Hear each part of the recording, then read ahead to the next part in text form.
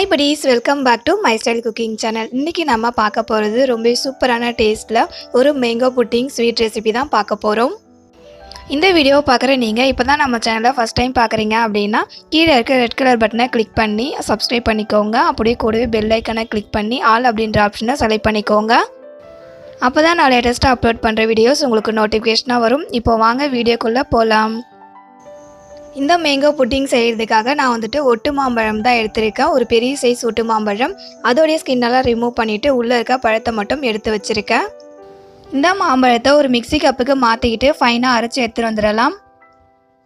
இந்த அளவுக்கு ஃபைனாக அரைச்சி எடுத்துகிட்டு வந்துடும். அடுத்தது இந்த டேபிள் ஸ்பூனில் 7 டேபிள் ஸ்பூன் அளவுக்கு சர்க்கரை நான் சேர்த்துக்கிறேன்.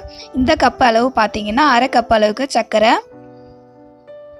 சர்க்கரையோட அளவு நீங்கள் எடுத்துக்கிற மாம்பழத்தில் இருக்கிற இனிப்பை பொறுத்து சர்க்கரையோட அளவை கூட்டவோ குறைக்கவோ செஞ்சுக்கலாம். முக்கியமாக இந்த புட்டிங் செய்கிறதுக்காக மாம்பழத்தை நல்ல ஒரு இனிப்பான மாம்பழமாக எடுத்துக்கினீங்க அப்படின்னா டேஸ்ட்டு ரொம்பவே நல்லாயிருக்கும். சர்க்கரையை இது கூட ஆட் பண்ணிவிட்டு நல்லா அரைச்சி எடுத்துகிட்டு வந்துடலாம். பார்த்தீங்கன்னா சர்க்கரையும் மாம்பழமும் சேர்ந்து நல்லா அரைஞ்சி வந்துடுச்சு. இந்த அளவுக்கு ஃபைனாக அரைச்சி எடுத்துகிட்டு வந்துடணும். அடுத்தது இதை நம்ம ஒரு வடிகட்டியில் வடிகட்டி எடுத்துக்கலாம். நம்ம இந்த ஸ்வீட்டை எந்த பாத்திரத்தில் செய்ய போகிறோமோ அந்த பாத்திரத்துலேயே ஒரு வடிகட்டி வச்சு இதை நல்லா வடிகட்டிக்கலாம்.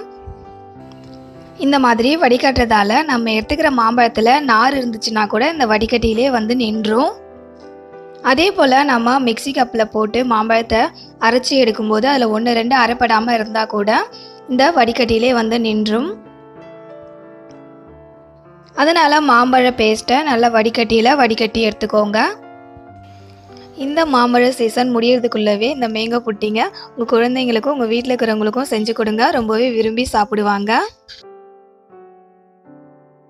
அவ்வளோதான். இப்போ நம்ம அரைச்சி எடுத்துகிட்டு வந்த எல்லா மாம்பழத்தையுமே வடிகட்டி எடுத்தாச்சு.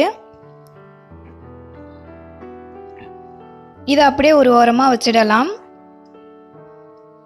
அடுத்தது ஒரு பவுலில் இந்த டேபிள் ஸ்பூனில் 3 டேபிள் ஸ்பூன் அளவுக்கு கார்ன்ஃப்ளவர் சேர்த்துக்கலாம்.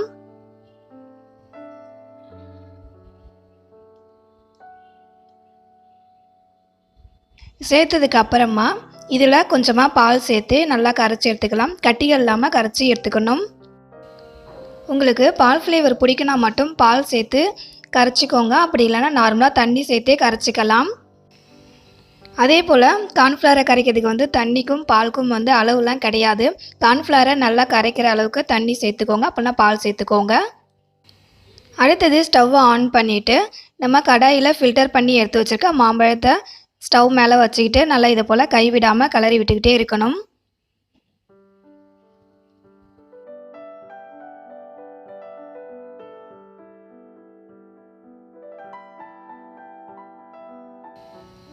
இப்போது இந்த மாம்பழம் நல்லா பபிள்ஸ் வர ஆரம்பிச்சிருச்சு. இப்போது இந்த ஸ்டேஜில் கரைச்சி வச்சுருக்க கார்ன்ஃப்ளவரை இது கூட சேர்த்துக்கலாம். கார்ன்ஃப்ளவரை சேர்த்துக்கும் போது ஸ்டவ்வை லோ ஃப்ளேமில் வச்சுக்கோங்க. கார்ன்ஃப்ளவரை சேர்த்துட்டு நல்லா கட்டி பிடிக்காமல் இதை போல் கைவிடாமல் கிளறி விட்டுக்கிட்டே இருக்கணும். முக்கியமாக ஸ்டவ்வை லோ ஃப்ளேமில் வச்சுக்கணும். அப்போ தான் கட்டி பிடிக்காமல் கிளறி கொடுக்க முடியும். இதை போல் கைவிடாமல் கிளறி விட்டுக்கிட்டே இருந்தோம் அப்படின்னா நல்ல ஒரு திக்கான கன்சிஸ்டன்சிக்கு வரும்.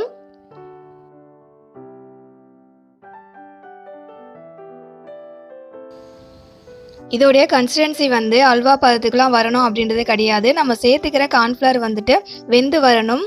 அது வரைக்கும் குக் பண்ணிக்கிட்டால் போதும். பார்த்திங்கன்னா இந்த அளவுக்கு கொஞ்சம் திக்காக இருக்கும்போதே ஸ்டவ்வை ஆஃப் பண்ணிடலாம். ரொம்ப திக்காக விடக்கூடாது. அடுத்தது நம்ம ரெடி பண்ணி வச்சுருக்க மாம்பழ ஸ்வீட்டை ஒரு பவுலுக்கு மாற்றிக்கலாம். சூடாக இருக்கும்போதே பவுலுக்கு மாற்றிக்கோங்க. நான் சொன்ன அளவுகளோட எந்த இன்க்ரீடியண்ட்டுமே மிஸ் பண்ணாமல் நீங்களும் செஞ்சு பாருங்கள். ரொம்பவே சூப்பரான மேங்கோ புட்டிங் நீங்களும் செய்யலாம். அதே போல் இந்த மேங்கோ புட்டிங்கை நம்ம நார்மலாக ரூம் டெம்பரேச்சரில் வச்சனாலே போதும். ஒரு 2 மணி நேரத்தில் அது நல்லா கெட்டியாகி வந்துடும். நம்ம ஃப்ரிட்ஜிலலாம் வைக்க வேண்டாம். 2 மணி நேரத்துக்கு அப்புறமா ஒன்றுமே பண்ண வேண்டாம். அந்த மாதிரி ஒரு பிளேட்டில் அதை மாற்றிக்கலாம். ரொம்பவே சூப்பராக வந்திருக்கு. நான் ஃப்ரிட்ஜிலலாம் வைக்கல. நார்மலாக ரூம் டெம்பரேச்சரில் 2 மணி நேரம் அப்படியே விட்டுட்டேன். கொஞ்சம் கூட குழ குழன்னு வராமல் நல்லா கெட்டியாக வந்திருக்கு. இந்த வீடியோ உங்களுக்கு பிடிச்சிருந்ததுன்னா லைக் பண்ணுங்கள், உங்கள் ஃப்ரெண்ட்ஸ் அண்ட் ஃபேமிலி மெம்பர்ஸ்க்கு ஷேர் பண்ணுங்கள், நம்ம சேனலுக்கு மறக்காமல் சப்போர்ட் பண்ணுங்கள். பார்த்தீங்கன்னா நான் ஸ்பூனில் எடுக்கும்போதே கொஞ்சம் கூட குழ குழன்னு இல்லாமல் நல்லா கெட்டியாக எவ்வளோ சூப்பராக வந்திருக்கு அப்படின்னு. இதே போல் சூப்பரான டேஸ்டியான நிறைய ரெசிபிஸ் நம்ம சேனலில் வந்துகிட்டே இருக்குது. அந்த ரெசிபிஸை நீங்கள் பார்க்கணும் அப்படின்னா நம்ம சேனலை சப்ஸ்கிரைப் பண்ணிக்கோங்க. இதே போல் ஒரு சூப்பரான ரெசிபியோட நெக்ஸ்ட் வீடியோவில் மீட் பண்ணலாம். படி தேங்க்யூ ஃபார் யுவர் வாட்சிங்.